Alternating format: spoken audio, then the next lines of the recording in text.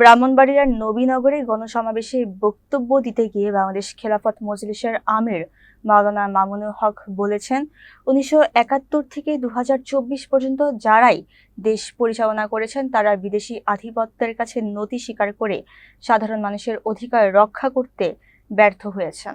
বৃহস্পতিবার বিকেলে নবীনগর সরকারি পাইলট উচ্চ বিদ্যালয় মাঠে দলীয় গণসমাবেশে তিনি অভিযোগ করেন, বাংলাদেশের সংবিধানে ভারতীয় ভাবধারা প্রতিস্থাপনের মাধ্যমে দেশকে অন্য রাষ্ট্রের অঙ্গরাজ্যে পরিণত করার অপচেষ্টা করা হয়েছে। শাসক ও প্রতীক বদলালেও মানুষের ভাগ্যের পরিবর্তন হয়নি বলেও মন্তব্য করেন তিনি। মামুনুল হক বলেন, দেশের ভাগ্য পরিবর্তনে বড় রাজনৈতিক দলের প্রয়োজন নেই। আমরা প্রতিজ্ঞাবদ্ধ আগামীর বাংলাদেশকে ইসলামের বাংলাদেশ হিসেবে গড়ে তোলার। আমাদের স্লোগান ধর্ম বর্ণ ভিন্নমত সবার জন্য খেলাফত। তিনি আরও জানান, কৃষ্ণনগর ইউপি চেয়ারম্যান আমজাদ হোসেন আশরাফি দুর্নীতি মুক্ত পরিষদ পরিচালনার চ্যালেঞ্জ ছুড়ে দিয়েছেন। কেউ যদি তার ১ টাকার দুর্নীতিও প্রমাণ করতে পারেন তাহলে তিনি মনোনয়ন নেবেন না এবং আমিও নেতৃত্ব দেব না। মামুনুল হক দাবি করেন, ১৮ কোটি মানুষের শক্তি ও ৩৬ কোটি মেহনতি হাত যদি দুর্নীতিমুক্ত রাষ্ট্র পায় তাহলে বাংলাদেশ সহজেই বিশ্বে উন্নয়নের রোল মডেল হতে পারে।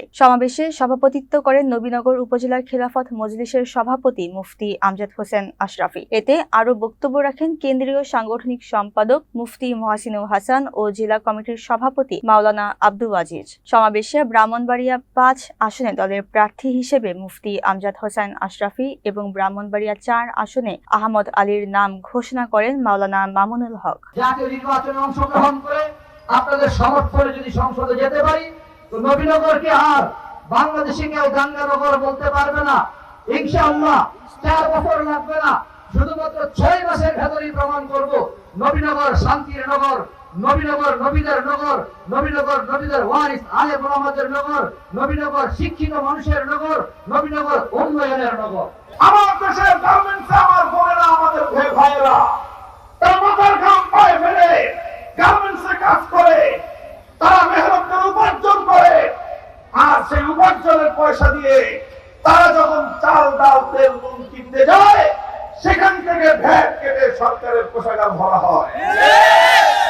আমার বিদেশে বসবাসরত প্রবাসী ভাইয়েরা রক্ত পানি করে দেশের রেমিটেন্স পাঠায়, আর আমাদের সেই রেমিটেন্স যোদ্ধাদের পাঠানো টাকা বাংলাদেশ ব্যাংক থেকে ডিজিটাল কায়দায় দুর্নীতি করে বিদেশে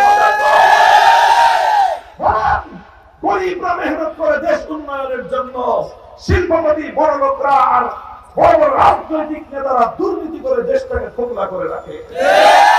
একটাই উপায়, মুফতি আমজাদ হোসেন আশরাফি আজ কৃষ্ণনগর ইউনিয়নকে যেমনি ভাবে একটি সন্ত্রাসের জন্য